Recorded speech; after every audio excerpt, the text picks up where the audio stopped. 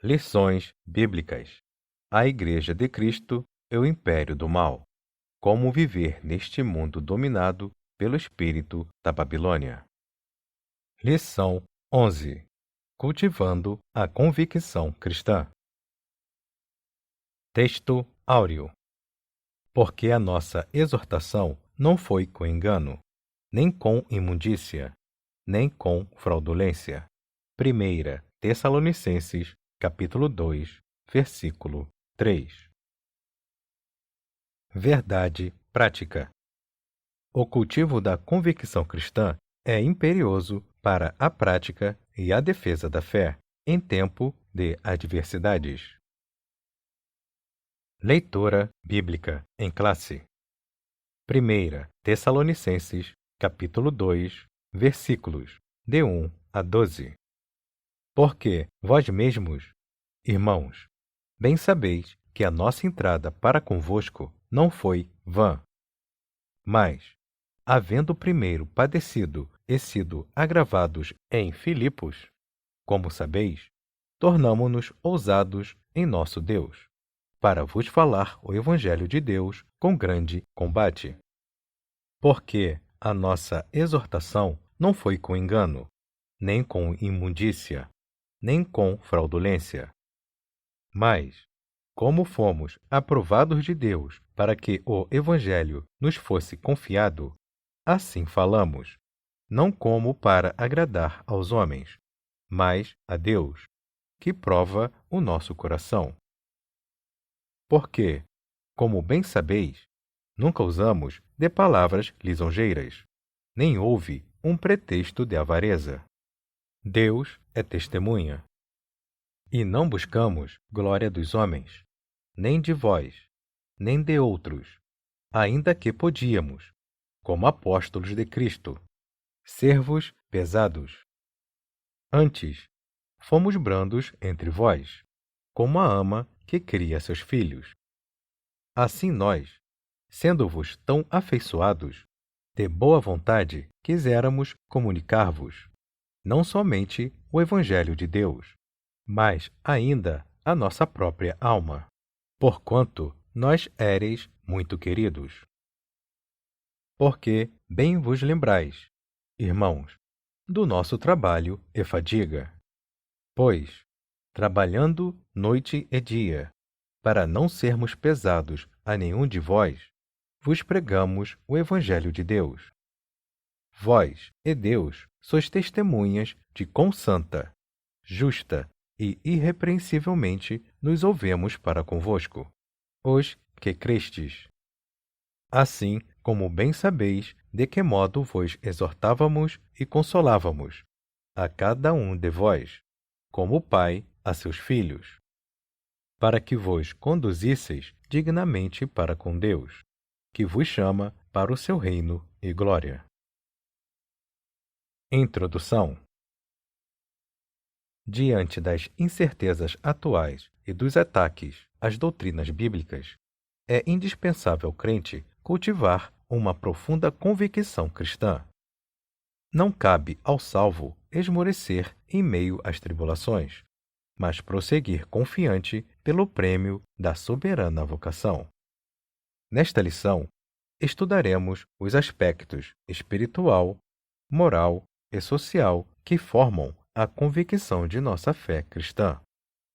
O objetivo é despertar em cada cristão o desejo de ser um autêntico embaixador de Cristo em um mundo de trevas. Tópico 1. Convicção espiritual. 1. Poder do Espírito. Por orientação divina, o Evangelho foi proclamado na Europa. Paulo teve uma visão em que um homem lhe dizia: "Passa a Macedônia e ajuda-nos." A partir dessa revelação, a mensagem da cruz foi anunciada em Filipos e depois em Tessalônica. O apóstolo deixa claro que o Evangelho não foi pregado como um mero discurso racional, mas, sobretudo, em poder, no Espírito Santo e em plena convicção. Nesse caso, o Evangelho foi ministrado com ousadia no poder do Espírito, de modo que resultou na salvação e libertação dos Tessalonicenses. Assim, podemos afirmar que, na ausência de convicção espiritual, a palavra de Deus é reduzida a mero intelectualismo humano e seu resultado é ineficaz na transformação de vidas. 2. Confiança em Deus. O apóstolo declara que, mesmo tendo padecido e sido agravados em Filipos, sua fé não estava abalada. Ele se refere à perseguição sofrida antes de pregar em Tessalônica. Paulo e Silas tinham sido publicamente espancados com varas. Em seguida, lançados no cárcere interior com os pés no tronco. Todavia, apesar de feridos, perto da meia-noite, oravam e cantavam hinos a Deus. Após essa severa provação, não esmoreceram, mas, impelidos pelo Espírito, vieram a Tessalônica. Na cidade, em meio às suas lutas e com ousada confiança, anunciaram a Cristo. Nessa perspectiva, somos encorajados a não desfalecer na pregação do Evangelho, mas, confiados em Deus, jamais recuar, mesmo diante das ameaças de prisão ou de morte. 3. Fidelidade na pregação. O apóstolo dos gentios assegura que o evangelho anunciado em Tessalônica não foi com engano, nem com imundícia, nem com fraudulência. Mostra que a doutrina cristã não procede de fábulas inventadas, condutas imorais ou de artifícios para seduzir as pessoas a crerem em mentiras. Ao contrário, Paulo declara que o Evangelho é de Deus e que o próprio Deus o comissionou como arauto, não como para agradar aos homens, mas a Deus, que prova o nosso coração. Dessa forma, o propósito do apóstolo não era o de satisfazer seus ouvintes com falsos discursos.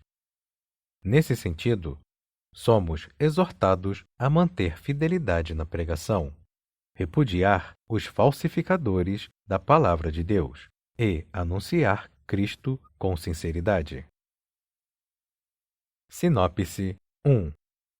Sem a ação poderosa do Espírito, a pregação é incapaz de transformar vidas. Tópico 2. Convicção moral. 1. Retidão nas ações. A conversão opera a transformação moral na vida do crente salvo. Desse modo, a Bíblia orienta, dentre outras recomendações, a deixar a mentira e falar a verdade, deixar o furto e ser honesto, não pronunciar palavras torpes e dizer apenas o que edifica. Nesse aspecto, o apóstolo Paulo reivindica a retidão das próprias ações ao afirmar: nunca usamos de palavras lisonjeiras, nem houve um pretexto de avareza. Aqui, ele enfatiza que jamais usou de falso sentimento para obtenção de favor. Ainda assevera que sua motivação era desprovida de ambição financeira. Somente o falso cristão é que busca poder e influência por meio da bajulação mentirosa. Logo, a conduta de retidão é uma virtude do crente regenerado. 2. Reputação ilibada. Considera-se portadora de reputação ilibada a pessoa de reconhecida idoneidade moral. Veja como Paulo avalia sua reputação com esta frase: não buscamos glória dos homens, nem de vós, nem de outros. Isso indica que o apóstolo não trabalhava no reino em busca de reconhecimento humano. Essa postura foi adotada por ele em todo lugar, demonstrando a coerência e a integridade de seu apostolado. Ele não procurava obter vantagens e nem honra, em parte alguma. Aos Coríntios, escreveu que o crente deve gloriar-se no Senhor e não em si próprio. A conclusão é clara. Os que aspiram fama e prestígio caem em tentação e maculam o Evangelho. Nosso viver deve glorificar a Deus. A Ele seja a glória, na Igreja e em Cristo Jesus, para sempre. 3. Vida irrepreensível. O adjetivo irrepreensível denota uma conduta que não pode ser censurada.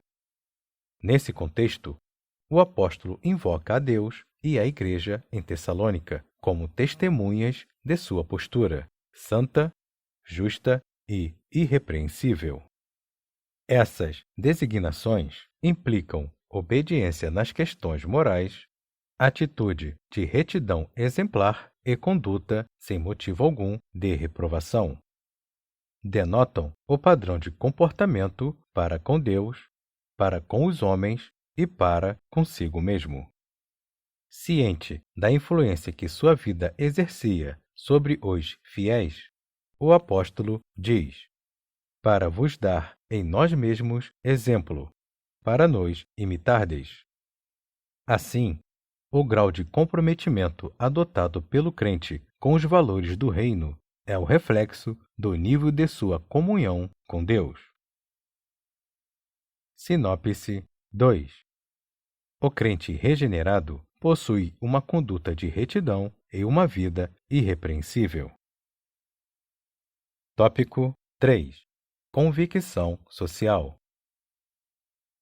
1. Bem-estar comum. O bem-estar comum alcança o homem em suas necessidades físicas e espirituais. Não por acaso, a Bíblia fornece instruções para o bem-estar espiritual e social dos seres humanos. O papel da Igreja é o de proclamar o Evangelho e aliviar o sofrimento, promovendo o bem-estar social entre os irmãos. Abacuque registra que os problemas sociais de sua época resultavam do pecado, tais como inversão de valores, violência e injustiças. Assim, o mal social tem origem no pecado. Ciente disso, o apóstolo Paulo escreve: quiséramos comunicar-vos não somente o Evangelho de Deus, mas ainda as nossas próprias almas. Esse sentimento é comparado ao cuidado de uma mãe que se preocupa e protege os filhos. Também é equiparado ao procedimento de um pai amoroso que se interessa pelos problemas dos filhos. Era assim que Paulo encorajava, confortava e servia de exemplo à Igreja. Nessa direção, o dever cristão engloba a moral e o social. A dedicação exclusiva de uma parte em detrimento da outra não retrata o Evangelho de Cristo. 2. Dedicação altruísta. O apóstolo se dedicou com profundo altruísmo na propagação do Evangelho. Apesar do direito inerente ao seu apostolado, ele decidiu nada receber, ainda que podíamos, como apóstolos de Cristo, servos pesados. Assim sendo, para prover o necessário sustento, o apóstolo valeu-se de seu ofício de fabricante de tendas. Acerca disso, recordava aos irmãos do seu trabalho e fadiga, pois, trabalhando noite e dia, para não sermos pesados a nenhum de vós. Para não se tornar um fardo para a Igreja, ele se desgastou numa atividade laboral extenuante. Aqui é importante ressaltar que a Bíblia não condena a provisão financeira para os obreiros, pois o próprio apóstolo escreveu que, aos que anunciam o Evangelho, que vivam do Evangelho, e que digno é o obreiro do seu salário. Assim, ele explica que não usou dessa justa prerrogativa porque conhecia a extrema pobreza da Igreja de seu tempo, que suportou as restrições financeiras para não criar obstáculo ao Evangelho, e que tudo fez para ganhar o maior número possível de almas. Nesse sentido, aprendemos que o amor sacrificial e o trabalho voluntário e despreendido são essenciais para o crescimento do reino e devem fazer parte de uma profunda convicção cristã, como contraponto claro ao espírito da Babilônia, que é o oposto do altruísmo cristão. Sinopse 3. A convicção social presente na vida de Paulo era um exemplo para a Igreja. Conclusão: Paulo foi submetido a uma série de provações durante o seu ministério. Não obstante, ele nos deixou exemplo de intensa convicção de nossa eleição em Cristo. Destacam-se sua convicção espiritual resultante do poder do Espírito, sua convicção moral como reflexo do temor a Deus, e sua convicção social demonstrada pela abnegação em servir. Ratifica-se que, em nossos dias, carecemos dessa firme convicção em defesa dos interesses do reino de Deus na terra.